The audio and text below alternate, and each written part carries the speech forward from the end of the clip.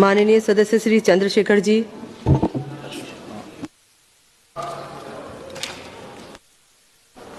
धन्यवाद सभापति जी। मैं आपके माध्यम से इस सदन में प्रस्तुत जन विश्वास विधेयक 2026 पे अपनी बात रखने के लिए खड़ा हूं।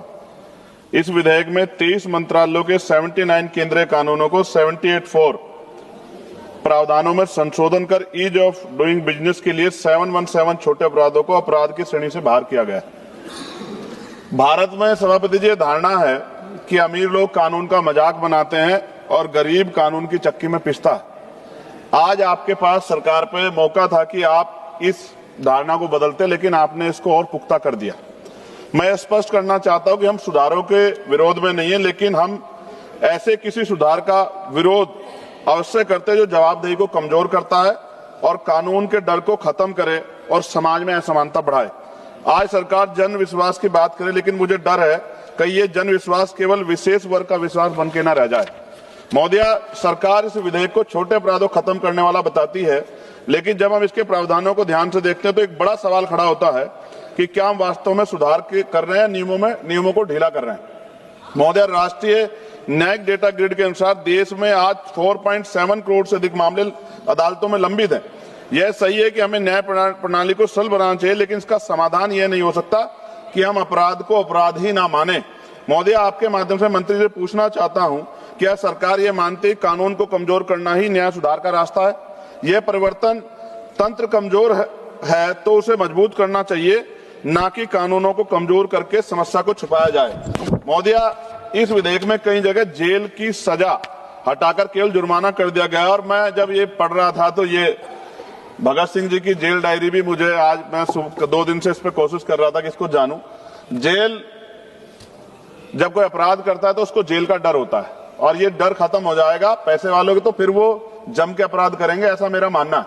सभापति जी, भारत की टॉप 500 कंपनियों का कुल टर्नओवर लाखों करोड़ रुपए में, ऐसे में कुछ लाख या कुछ करोड़ का जुर्माना उनके लिए सजा नहीं बल्कि कास्ट ऑफ डूइंग बिजनेस बन जाता है। महोदय, हमारे देश में असमानता लगातार बढ़ रही है। ऑक्सफाम की रिपोर्ट के अनुसार भारत की टॉप 1% आबादी के पास देश के लगभग 40% संपत्ति है, जबकि नीचे के 50% के पास बहुत ही सीमित संसाधन है। ऐसे में यदि सजा केवल जुर्माना रह जाए तो गरीब के लिए यह सजा होगी, अमीर के लिए सुविधा बन जाएगी। महोदय, मैं आपके माध्यम से मंत्री से पूछना चाहता हूं कि इस विधेयक में समान कानून की जो भावना है को लेकर जो प्रावधान किया गया है, जब आप इसका उत्तर दे तो मेरे प्रश्न का सवाल जरूर है कि समान कानून की भावना कहां गई? महोदय, जिन कानूनों में संशोधन किया जा रहा है उनमें कई ऐसे हैं जो सीधे तौर पे पर्यावरण और श्रमिकों के अधिकारों से जुड़े हुए हैं। भारत में हर साल लगभग 16 लाख से अधिक लोगों की मृत्यु वायु प्रदूषण से जुड़ी बताई जाती है। एनसीआरबी के अनुसार हर साल हजारों श्रमिक कार्यस्थल दुर्घटनाओं के शिकार होते हैं। ऐसे में यदि इन क्षेत्रों में सख्ती कम की गई जाती है तो इसका सीधा असर आम नागरिकों और मजदूर वर्ग पे पड़ेगा। क्या सरकार यह स्पष्ट करेगी कि पर्यावरण उल्लंघन अब केवल जुर्माने से निपटाए जाने वाला अपराध बन जाएंगे? महोदय, सरकार कहती है कि भारत 2014 के 142वें स्थान से और 2020 में 63वें स्थान तक पर पहुंचा।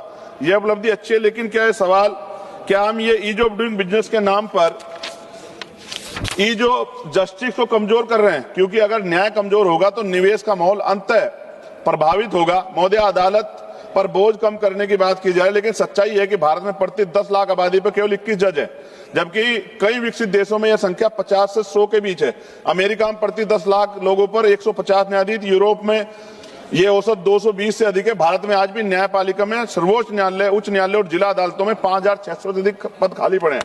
मंत्री जी, अपने उत्तर में बताएं कि इस तरह के केसेज में क्या सरकार जजों की संख्या बढ़ाने पर विचार कर रही है? महोदय, विश्वास नाम बदलने से नहीं बल्कि व्यवस्था से आता है। जब कानून का डर खत्म होगा तो विश्वास नहीं, अविश्वास पैदा होगा। विश्वास कानून में मजबूती से आता है, ना कि उसकी कमजोरी से।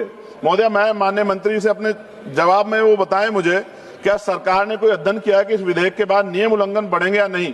क्या बड़े कॉर्पोरेट के लिए जुर्माना कास्ट ऑफ बिजनेस बन जाने का खतरा नहीं है? क्या सरकार ये गारंटी देती है कि पर्यावरण और श्रमिक कानूनों में सख्ती कम नहीं होगी? महोदय, विपक्ष केवल आलोचना नहीं करता, मेरे को सुझाव भी है, समाधान भी है।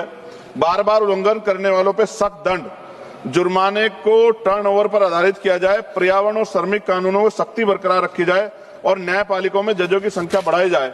महोदय, यह विधेयक एक महत्वपूर्ण विषय को छूता है, लेकिन इसकी दिशा और प्रभाव को लेकर गंभीर चिंताएं हैं। आप कानून का डर खत्म करके विश्वास नहीं बना सकते। विश्वास तभी बनेगा जब ये न्याय सभी के लिए समान होगा।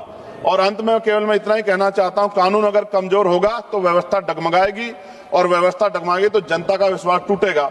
मैं इस विधेयक का विरोध करता हूं, लेकिन मंत्री जी को मैं ये कहना चाहता हूं, अगर वो हमारे सुझाव पे काम करेंगे तो ये अंत है। जैसे बाबा साहब ने कहा था कि संविधान कितना भी अच्छा क्यों ना हो, चलाने वाले हाथ अच्छे नहीं होंगे, उनकी नीयत अच्छी नहीं होगी, उनकी नीति अच्छी नहीं होगी, तो अंततः संविधान बुरा साबित होगा। और संविधान कितना भी अच्छा, कितना कैसा भी क्यों ना हो, अगर चलाने वाले हाथ अच्छे होंगे, उनकी नीति अच्छी होगी, उनकी नीयत अच्छी होगी, तो अंततः संविधान अच्छा साबित होगा। अगर सुझाव को माना जाएगा तो इसका प्रभाव जनता के मन में आवश्यक रूप से इस बात के साथ जाएगा कि उनका हित जो है और कानून की जो समान कानून की भावना वो खत्म नहीं होगी। लेकिन अभी जो अमीरों को जिस तरह छूट दी जा रही है, तो बड़े बड़े जो कॉर्पोरेट सेक्टर हैं, वो तो अगर उनके यहाँ कोई इस तरह की अपराध हो भी जाएगा तो उनको तो कोई फर्क ही नहीं पड़ेगा। तो इससे क्या कानून, मजदूरों के अधिकार, गरीबों के अधिकार बच पाएंगे? अब जैसे हमारे सम्मान साथी कह रहे थे सभापति महोदय की जो ड्रग्स है, नकली जो दवाइयां, मैं खत्म करूंगा सभापति जी, जो नकली दवाइयां हैं आप महसूस करके देखिए, सिर्फ चंद पैसों के लिए मिलावट हो रही है, जहर बेचा जा रहा है चंद पैसों के लिए, सिर्फ अपना व्यापार बढ़ाने के लिए। क्या इससे गरीबों की जिंदगी खतरा नहीं होगा? क्या सरकार इस तरफ सोच रही है? तो मेरा आपसे आग्रह है कि सरकार इस पर सोचे, और आपने मुझे अवसर दिया, धन्यवाद। जय भीम, जय भारत।